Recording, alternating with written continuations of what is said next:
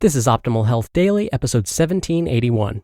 Fasted Cardio: Benefits, Myths, and Results, Part 1, by Finn of MuscleEvo.net. And I'm Dr. Neil, your very own personal narrator. Hey there, happy Saturday, and welcome to another edition of Optimal Health Daily, where I read some of the best blogs covering health and fitness, just like an audiobook, and always with a bit of my commentary at the end. Now, today's post is a bit longer than what I typically narrate. So whenever that happens, I'll read the first half today and then finish it up for you tomorrow. So with that, let's get right to it as we optimize your life. Fasted Cardio: Benefits, Myths, and Results, Part 1, by Finn of MuscleEvo.net. Is fasted cardio going to help you lose weight faster? Some people claim it's the secret to weight loss, while others say working out on an empty stomach is no better than exercise done after a meal. Who's right? Back in the day, I used to do a lot of fasted exercise, mainly because I believed that working out on an empty stomach would help me lose fat faster. I'd been reading Body for Life by Bill Phillips, and fasted cardio was one of the things he recommended. The idea was to skip breakfast, work out on an empty stomach, then leave an hour after your workout before eating anything. At the time, Phillips claimed that fasted cardio would burn 300% more fat than the same amount of exercise done after eating. As it turns out, the benefits of fasted exercise aren't as great as was once believed. That's not to say there are no benefits at all, but if you're doing fasted exercise to lose weight and you think it's going to make a big difference to the speed at which that weight is lost, chances are you're going to be disappointed with the results. Here's a closer look at what the science has to say on the subject of fasted cardio and fat loss. What is fasted cardio? Fasted cardio refers to exercise performed in a fasted state, where your body is no longer processing or digesting food. It's usually done first thing in the morning before breakfast.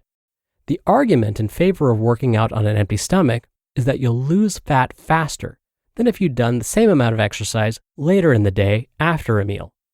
Low blood sugar levels, combined with a reduction in fasting insulin concentrations, creates the perfect metabolic environment for fat to be burned.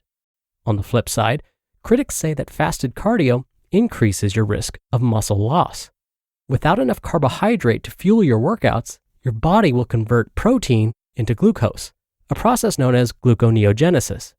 Working out while fasting, they say, will just eat away at the muscle you've worked so hard to build. Not only that, but fasted cardio can be risky due to potential side effects of low blood sugar levels, such as lightheadedness and dizziness. So who's right? Will working out on an empty stomach help you lose fat faster? Or will it put you on the fast track to muscle loss? Fasted cardio and fat metabolism, the science. Most studies show that working out on an empty stomach leads to more fat being burned than the same amount of exercise done after a meal. In one study, published in the British Journal of Nutrition, researchers got a group of men to go for a morning run, either before or after breakfast.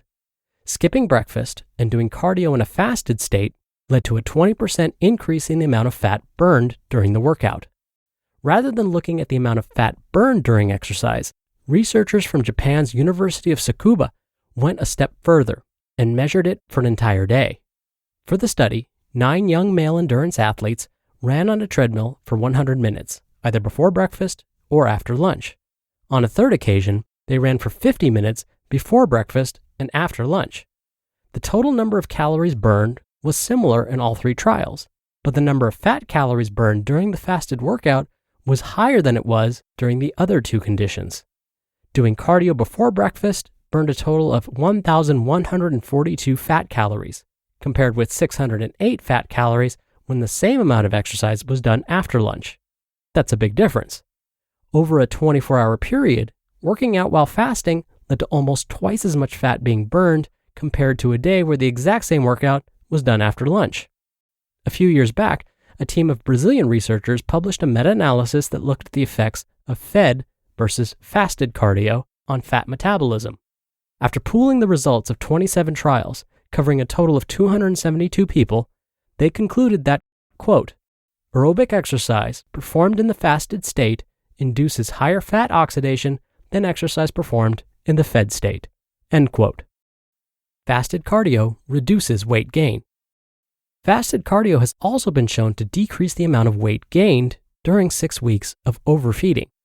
Subjects given a carbohydrate-rich breakfast approximately 90 minutes before working out gained roughly twice as much weight, most of which was fat, compared with those who exercised on an empty stomach. The same group of researchers reported that fasted cardio leads to a number of beneficial metabolic adaptations not seen with exercise in a fed state, most notably a greater increase in the ability of muscle to burn fat for fuel. There's even more good news. Working out on an empty stomach also alters the activity of various genes involved in fat metabolism compared to the same amount of exercise done in a fed state, with the researchers concluding that, quote, feeding before exercise blunts some of the health-related changes induced by exercise training, end quote. So, there you have it. More fat is burned when you exercise in a fasted state. Not only that, but working out on an empty stomach increases the amount of fat burned over a 24-hour period, as well as altering the expression of various genes involved in getting you lean, mean, and ripped. If you want to lose fat as fast as humanly possible, fasted cardio is most definitely the way to go. Or is it? Not necessarily. And here's why. Why working out on an empty stomach isn't better for fat loss. For one, many of these studies have used pre-exercise meals containing carbohydrate. Had the meals contained no carbohydrate, which can reduce lipolysis and suppress fat oxidation, the results may have been very different. A pre-exercise serving of whey protein, for example, has not been shown to impair lipolysis or fat oxidation during exercise, despite raising insulin levels. More importantly, short-term changes in fat metabolism during fasted cardio don't automatically translate to long-term changes in body composition. Over time, your body will adjust the rate at which it burns fat and carbs. That's why it's important to look at how fasted cardio affects fat loss over a period of weeks and months. What happens to fat metabolism during a fasted workout or even for several hours after exercise doesn't paint a complete picture. Why fasted cardio doesn't accelerate fat loss. Hear that on tomorrow's episode. You just listened to part 1 of the post titled Fasted Cardio, Benefits, Myths, and Results by Christian Finn of MuscleEvo.net. There are some amazing doctors out there, but really the only ones that matter are the ones who actually take your insurance. With Zocdoc, you can focus on doctors who are in-network, putting you on the path to see the doctors who are right for you. No more wasting time hunting down Aunt Shirley's cash-only care provider or the dentist your coworker recommended who's out of your network.